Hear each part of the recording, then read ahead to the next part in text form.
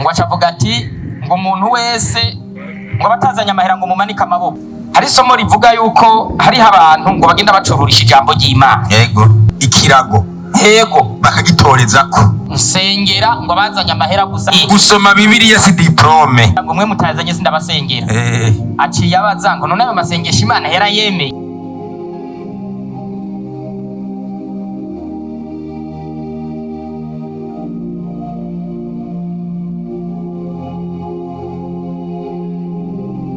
Hari umuntu rero yabajije ati yego, ati nagiye ahantu gusenga. Nyene yavuze nkuko yoza nko gusenga hano nk'akarorero. Ati ngiye gusenga, ati haduka umuntu ngo muvugishwa wo mw'iryo shengero. Yego, ngo aravuga ngo bariko bararondera amafaranga yo kugura ikibanza cyo kubakamwo urusengero. Sawa. Ngo acavuga ati ngo umuntu wese ngo batazanya amahera ngo mumanika amaboko ngo baramanika, ngo n'abayazanye baramanika. Yego, ngo acavuga ngo nsengera ngo bazanye amahera gusa ngo mwe mutazanye sindabasengera. Aciye abaza ngo none ayo masengesho Imana hera yemeye.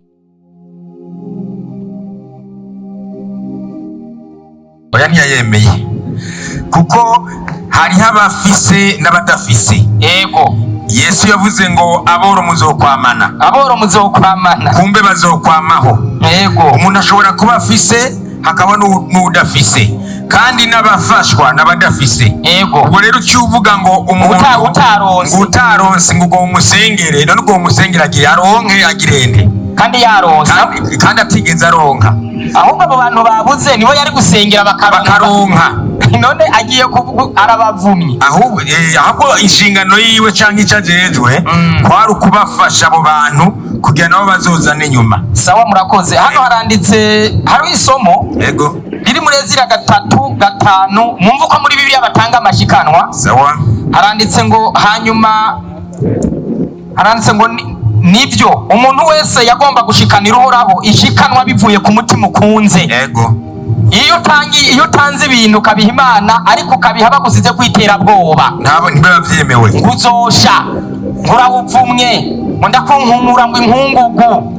Twe niyo mpamvu mu butumwa tutavise ibyigwa by'iterabwoba ry'amahera, ahubwo amafaranga n'ibindi bintu byose dutanga umuntu wese tuza kubikora ziko ariko akorera Imana akavyiyumvamwo kandi adashaka uramureka neza cyane. kuko gutanga umuriyoni widoga utuma wiyicarira hajya ntutange Imana byose n'ubundi Imana niza kubihezagira kandi wabitanze utamerewe neza. acavuga ikindi kintu nyamuntu yabandanije be ngo acavuga ngo kugira ngo nzoze kukuraba iwawe ngo utegezwa kuba watanze 5,000 kabimpa ngo kugira aze kukugenderera. Atarabaza rero ngo none ibyo bintu nyene ngo nibyo. Uwo n'umukozi w'Imana. Ngo yari umukozi w'Imana ngo hano yagiye gusengera. Uwo n'umusuma. Uwo n'umuyescro. Wewe ni ahubwo wari ukwiye kugenda ufise icyo uza gutanga. Ureka tubikure muri izi mvugo yavuze. Bisiguye ngo murabona abantu b'abakozi b'Imana n'abungeri baragiye intama. Sawa.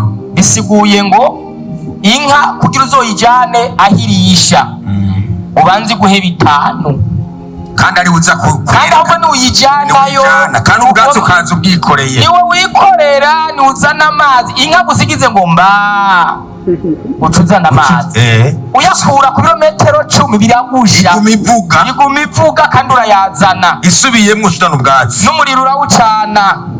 Rero zigende Bibiliya hari isomo tutoreka kusoma.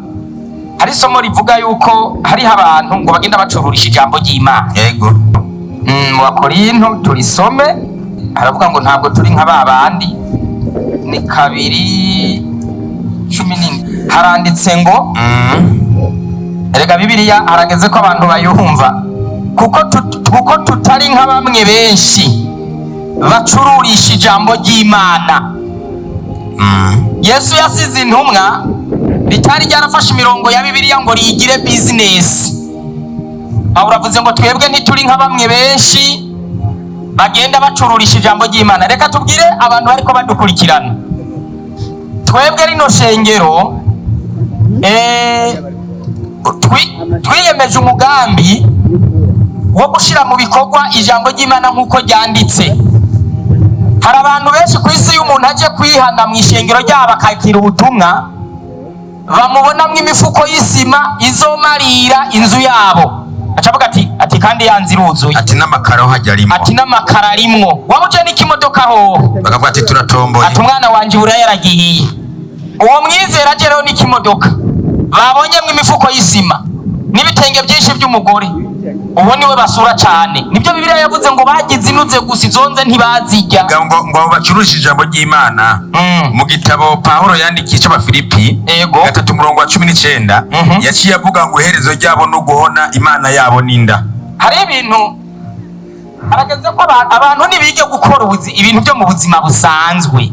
Umuntu avuga ubutumwa yongeraho umutagisivero, agende kurima, atera ibigazi, ukiyede ajeyo, aje uve kuvuga ubutumwa uze guca ikiyede kwikaritiye uce 20 utahe. Gusoma Bibiliya si diplome, ntabwo gusoma Bibiliya si diplome. Ibi bintu dusoma byanditswe tutarabaho nukubisubiriramwe abantu barazitunze n'uwo ari we wese yoyisoma. Ntabwo ibyo rero ari urudandazwa. Bibiliya si butike, ntabwo ari projet commercial. Ari amasengesho n'abandi barasenga, gukiza umuntu si wewe ni Imana yamukijije. Hari abantu muri no misa abantu basigaye bagura n'isengero ngo ndarangura. Hari umuntu avuga ngo mfise ngo abantu ngo 400 ngo ndangurane n'urusengero. Umvi iryo baranutse bameze nk'abantu nabonye mu gihugu kimwe, iyo umuntu apfuye bararangura ikiriyo ngo nzitoreza. Abantu barangura umubyimba, bakarangura umubyimba ngo zo kwitoreza mombe ngo canke nunguke. Ivyo bintu izo business z'amanyanga mw'abantu b'Imana. Hari n'abantu barangura ibimuga akazaragenda gutoza, akagenda arerereza umuntu yamugaye ku gakinga. Si mubyara we, si umwana wiwe yaranguye. Ico kimuga ukakibona imyaka 10 kuri kotebu kitava. None uyu wabaye none mu miryango yose mu by'ukuri harabuze n'uwo mutora akamujana muhira. Uyu muntu yiregwa kuri iri zuba, none iyi miryango avamwo nta bantu babamwo, nta muwe, kumbe baramuranguye. Hari n'abantu bubaka inzu bagafata ikirago, yego, bakagitorezako ngozana amahera y'ikirago, bagaca barondera abantu kamenga ni yabo ugiye mu gasho, bagaca barondera abantu b'abavyeyi bigize abanyamasengesho ngo nabo ku karago, bakakumvisha ko aribo bonyene bazinanye n'Imana bosenga umwana wawe agakira. ngo hano hari amarezo, ukibaza ati amarezo y'Imana azacika afatira ahantu hamwe, niyo na mobe. Ibyo bintu ntabwo ari byo. Abantu mu by'ukuri niba ukenye umugenda usaba umuntu ati mfasha, akakwaza 20. Amubwira ati nukuri mpaho ntera ibijumbu, ati nagize ingorane. Yego nuko, ariko ureke kuza gusegesha amasomo. Ibintu byo gusegesha amasomo abantu ntibabihebe.